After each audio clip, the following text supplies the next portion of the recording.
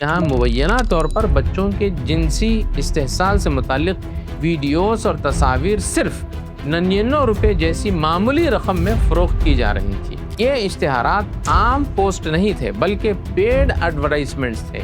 On line بچوں کی جنسی استحصال سے متعلق مواد کی اشاعت، اس کی ترسیل، ذخیرہ یا جو ہے تلاش کرنے کو بھی قابل سزا جرم قرار دیتا ہے۔ There have to be ads either way because we have to make money. Journals reporting shows that dozens of ads marketing illegal substances continues to run on both Facebook and Instagram. Reuters reported the company made around $16 billion in revenue by running online ads for scams and banned goods. It has revealed that Instagram allegedly ran paid advertisement promoting child sexual abuse material in India.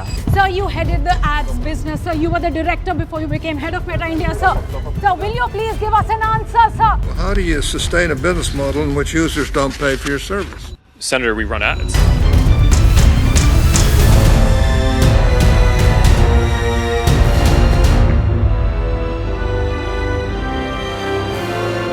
بیسویں صدی میں اگر بچوں کو جسمانی اغوا کرنے کا خطرہ لاحق تھا تو 21ویں صدی میں ان کا سب سے بڑا دشمن ڈیجیٹل دنیا بنتی جا رہی ہے۔ موبائل فون، سوشل میڈیا، اے آئی اور خفیہ پیغام رسانی کی ایپلیکیشنز، ان سب نے جہاں انسانی زندگی کو آسان بنایا ہے وہیں مجرموں کو بھی ایسے نئے ذرائع فراہم کیے ہیں جن کے ذریعے وہ ہزاروں میل دور بیٹھ کر معصوم بچوں کا استحصال کر سکتے ہیں۔ ناظرین، آپ دیکھ رہے ہیں ویوز آن نیوز، میں ہوں زعیم الدین احمد۔ آج کا ویڈیو تھوڑا طویل ہونے والا ہے لیکن بہت ہی اہم موضوع پر آج کا ویڈیو ہے۔ آئیے اس کی تفصیلات جانتے ہیں۔ چند روز قبل B B C world service کی تحقیقاتی صحافی دیویا آریہ کی ایک رپورٹ نے دنیا بھر میں تشویش کی لہر دوڑا دی۔ Excuse me. Mr. Srinivas, I'm from BBC and we have discovered that Instagram has got pornography and child sexual abuse videos as ads on its platform, sir. Will you agree for an interview and speak to us about it, sir? Sir, this is causing harm to children in the real world because Instagram is providing a marketplace for it. Sir, you headed the ads business, sir. You were the director before you became head of Meta India, sir. Sir, will you please give us an answer, sir? Who is responsible for this? Will you please give us an answer, sir? اس تحقیق نے انکشاف کیا کہ Instagram پر ایسے paid advertisements شائع کیے جا رہے تھے جو صارفین کو یعنی کنزیومرز کو بچوں کے جنسی استحصال سے متعلق جو مواد ہے یعنی child sex abuse material CSAM فروخت کرنے والی ٹیلی گرام چینلز تک پہنچا رہے تھے۔ یہ انکشاف صرف ایک کمپنی کی ناکامی نہیں ہے بلکہ عالمی ڈیجیٹل نظام کی اخلاقی اور قانونی کمزوریوں کو اجاگر کرتا ہے۔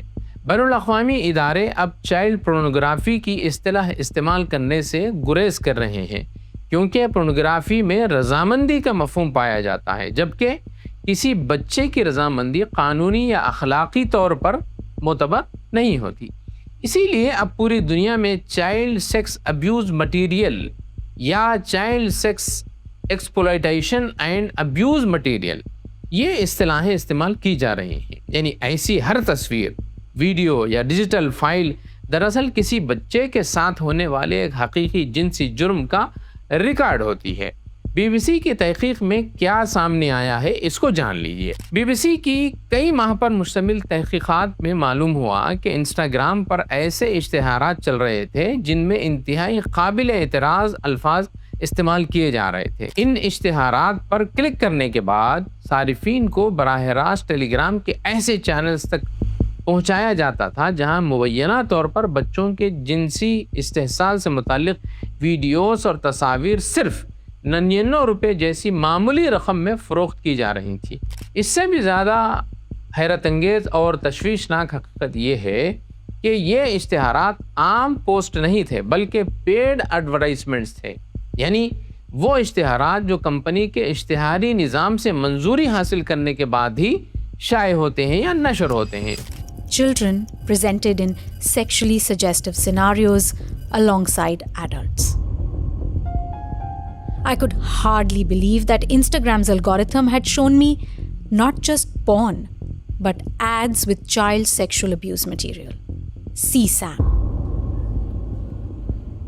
BBC نے جب ان اشتہارات میں سے ایک کی رپورٹ انسٹاگرام کو بھیجی تو ابتدائی جواب میں کہا گیا کہ یہ مواد کمپنی کی کمیونٹی گائیڈ لائنز کی خلاف ورزی نہیں کرتا۔ بعد میں BBC کے سوالات کے بعد میٹا نے کئی اشتہارات ہٹا دیے اور متعدد اکاؤنٹس کو بھی معطل کر دیا۔ دنیا کی سب سے بڑی ٹیکنالوجی کمپنیاں یہ دعویٰ کرتی ہیں کہ ان کے AI پر مبنی نظام نفرت انگیز تقاریر، دہشت گردی، جعلی خبروں اور غیر اخلاقی مواد کی فوری نشاندہی کر لیتے ہیں، لیکن اگر یہی نظام بچوں کے جنسی استحصال جیسے سنگین جرم سے متعلق اشتہارات کو نہیں روک سکے تو سوال یہ پیدا ہوتا ہے کہ کیا AI واقعی ناکام ہے یا پھر اشتہارات سے حاصل ہونے والی آمدنی نگرانی کے معیار پر اثر انداز ہو رہی ہے۔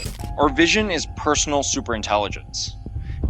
AI that knows you, your goals, your interests, and helps you with whatever you're focused on doing. The basic end goal here is any business can come to us, say what their objective is, tell us how much they're willing to pay to achieve those results, connect their bank account, and then we just deliver as many results as we can. یہ سوال صرف meta تک محدود نہیں ہے بلکہ Google, ٹیلی gram, x, ٹک talk اور دیگر تمام پلیٹ فارمز کے لیے بھی یکساں اہم ہے۔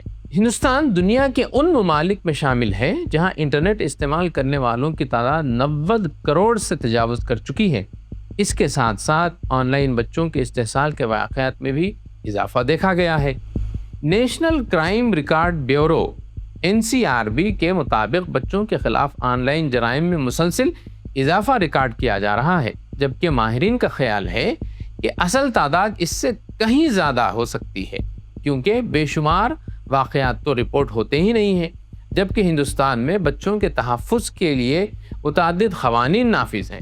ان میں PASSCO act 2012، information technology act 2000 کی جو شق ہے 67B اور بھارتیہ نیائے سنہتا کی متعلقہ جو دفعات ہیں وہ بھی قابل ذکر ہیں۔ پاسکو ایکٹ تو بچوں کو ہر قسم کی جنسی استحصال سے تحفظ فراہم کرتا ہے، جبکہ IT ایکٹ کی جو دفعہ ہے 67B آن لائن بچوں کی جنسی استحصال سے متعلق مواد کی اشاعت، اس کی ترسیل، ذخیرہ یا جو ہے تلاش کرنے کو بھی قابل سزا جرم قرار دیتا ہے۔ مرکزی حکومت نے گزشتہ چند برسوں میں کئی ایک اقدامات کیے ہیں لیکن جرائم کی شرح بڑھتی جا رہی ہے۔ مرکزی حکومت نے Indian cyber crime coordination centre 14C کو قائم کیا۔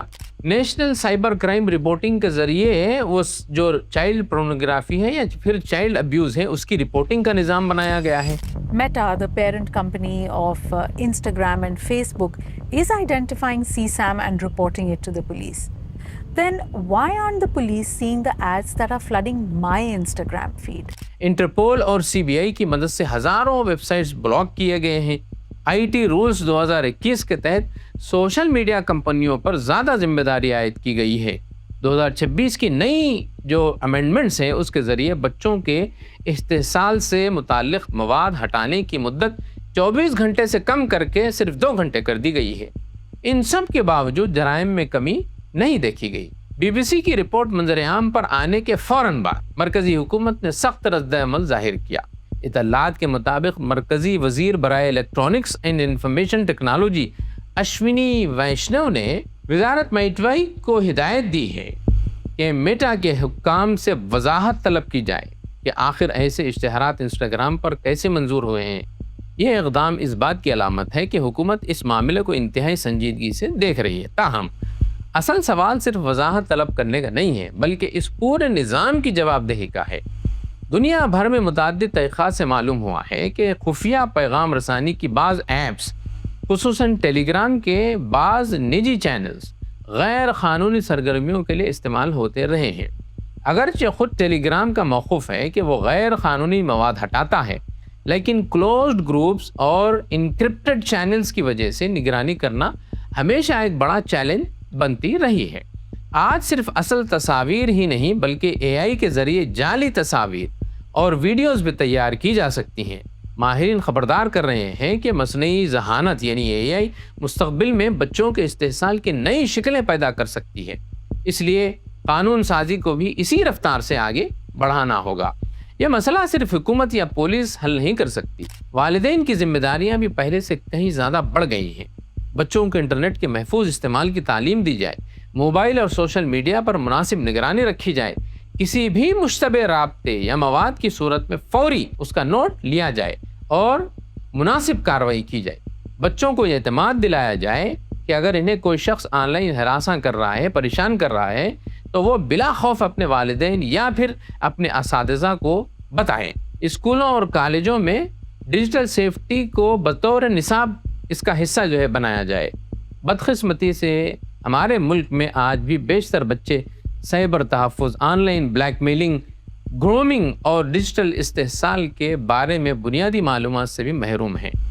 سوشل میڈیا کمپنیاں اکثر یہ موقف اختیار کرتی ہیں کہ وہ صرف ایک پلیٹ فارم فراہم کرتی ہیں، لیکن جب انہی پلیٹ فارم سے اربوں ڈالر اشتہارات کی صورت میں وہ حاصل کیے جاتے ہیں تو پھر ان کی اخلاقی ذمہ داری بھی بڑھ جاتی ہے۔ اگر ایک کمپنی کسٹمر کی خریداری کی پسند، سیاسی رجحان اور ذاتی دلچسپی کو چند سیکنڈوں میں پہچان سکتی ہے تو پھر بچوں کے جنسی استحصال جیسے واضح جرائم کی بروقت نشاندہی کیوں نہیں کر پاتی؟ یہ سوال محض ٹیکنیکل نہیں ہے بلکہ اخلاقی بھی ہے۔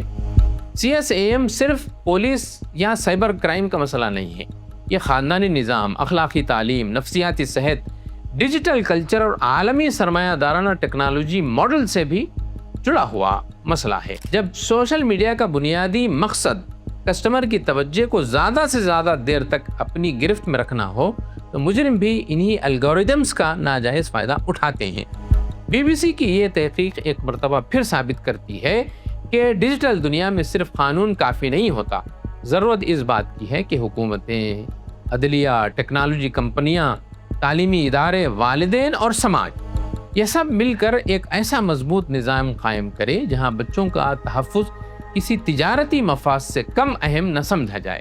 بچوں کا استحصال صرف ایک فرد کے خلاف جرم نہیں بلکہ پوری انسانیت کے خلاف جرم ہے۔ اگر دنیا کے طاقتور ترین ٹیکنالوجی پلیٹ فارمز اپنے نظام کو اس جرم سے پاک رکھنے میں ناکام ہیں تو یہ صرف ان کی ٹیکنیکل ناکامی نہیں ہے بلکہ اخلاقی دیوالیہ پن بھی ہے۔ کسی بھی مہذب معاشرے کی اصل پہچان اس کے فلک بوس عمارتیں یا ڈیجیٹل ترقی نہیں ہوتی بلکہ یہ ہے کہ وہ اپنے سب سے کمزور شہری یعنی اپنے بچوں کو کس حد تک محفوظ رکھ سکتا ہے۔ تو ناظرین، یہ تھا آج کا ویوز آن نیوز۔ پھر ہوگی ملاقات کسی نئے موضوع کے ساتھ۔ خدا حافظ۔